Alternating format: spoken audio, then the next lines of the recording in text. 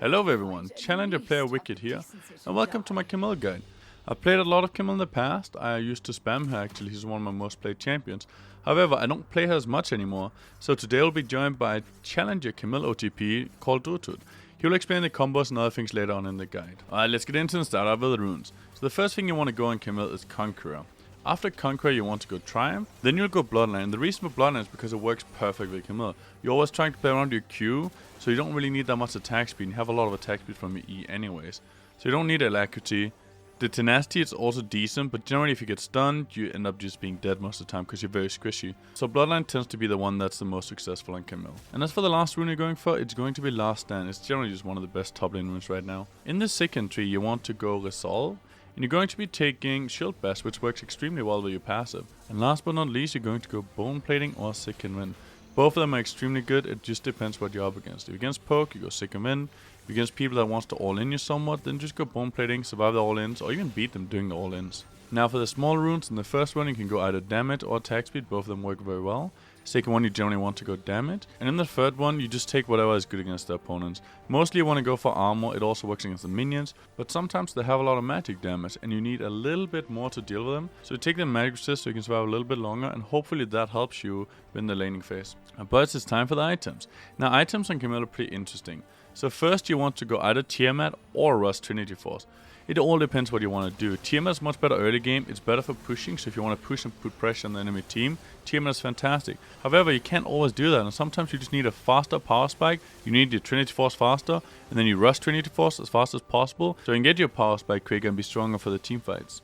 Now what you're starting with, it really depends on you and you have to evaluate it from situation to situation. I can't tell you which one is better. So I would suggest to take a few games where you rush Tiamat into Trinity Force and a few games where you just rush Trinity Force and figure out what works best for you. So once you have those two items, you want to upgrade your Tiamat into a Ravenous Hydra.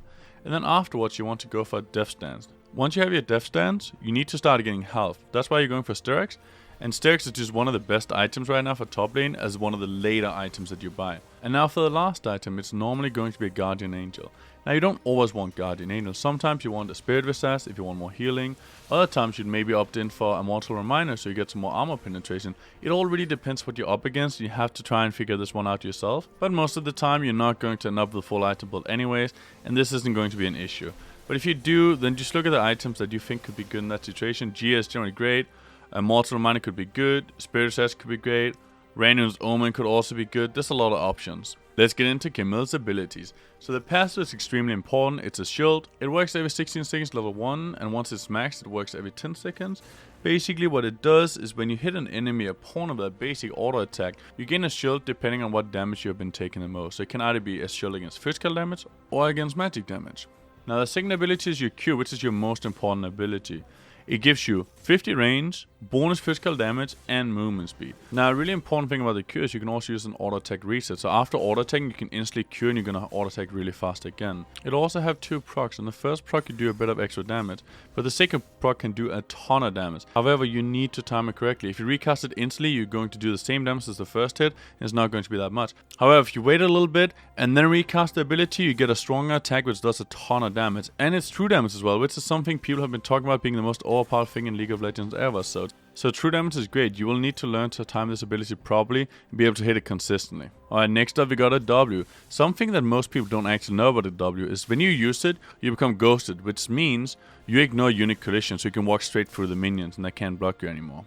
Now that is obviously extremely useful in a lot of situations. It can be used to kite opponents, it can be used to hit the outer ring of your W. There's a lot of things you can do with this piece of information. Now let's get into what the W actually does. So you make a cone in front of you, you deal physical damage at all stages of it. However, in the outer bit of it, you're going to do bonus damage and you're going to slow the opponent. Plus you're also going to heal from the bonus damage you deal, so you want to be able to hit this properly. You need to hit them in the outer part of the cone, and this is going to require a lot of micro movements, so you want to click close to your character to be less predictable and have a higher chance of hitting on the outer cone. Next up we have Camille's E ability, her hookshot. Basically you can grab onto terrain, which would be walls, turrets, Jarvan ultimate, and so on. Now after grabbing onto a wall, you can recast the ability and jump. If you jump towards the champ, you're going to jump double the range, and if you hit the champ, you're going to do damage, get a ton of attack speed, knock them back, and stun them. So this is something you really want to hit it. An important thing to note about the hookshot is you can cast other abilities during the hookshot. So you can combo it with your W or your Q if you so desire. Last but not least, we have Camille's ultimate. You jump up into the air, you become untargetable, and then you jump down on the enemy champion. After jumping down on the enemy champion, create a massive zone, and other champions in that zone is going to be knocked out of the zone, and your target won't be able to leave the zone depending on your ultimate level, or if they kill you, or if you leave the zone, then they can also leave the zone afterwards because it disappears. Now, during the time they're in this zone, they're going to take bonus magic damage from your basic attacks. Alright, now let's get into the skill log. The first 3 levels really depends on your opponent, all of them are viable to take at level 1. So on Camille you sadly have to learn all the matchups and figure out yourself what your level 1, level 2 and level 3. But after that you want to generally max Q, you can level E a couple of times, up to 3 times, and you do that for cooldown. But Q does the most damage, you want to max Q, then E and last W. But for the laning phase sometimes you do want to level up E a couple of times, so you have a lower cooldown on it and you can fight more often. Okay, the first combo you wanna learn, Camille, is a bread and butter trading combo. So you auto attack a minion with Q, you E, you W, you auto Q, walk back.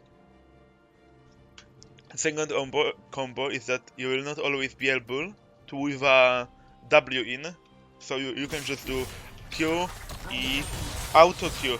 Remember to use E instantly after queuing the minion, because you don't wanna use the Shen proc on the auto you're doing, and if you use it late you have to just Q away, which pretty much loses you an auto attack, which is huge. Your next combo is the alien combo, so you E, you W me there, hit speed for the auto, wait a bit, then Q. You wanna wait a bit before ulting, so when you ult, your Q will wind up for the true damage attack, and you wanna wait a bit because if you wait a bit, they might flash or use a dash attack, but you will still be able to ult them because it has like a decent range. It's pretty much a little bit bigger than flash range, so if you just align them like that and they flash away, you just ult them and you gap close. Now they don't have no escape. So the last combo is pretty much the disengage combo you wanna use when someone's chasing you. It's the most optimal way to get out as Camille. You Q for the movement speed, you walk, you E, you W, you hit the W while using the hookshot and you hookshot away. They are slowed, you have movement speed from your Q, so it's like really hard to catch. Like not many champions can follow this.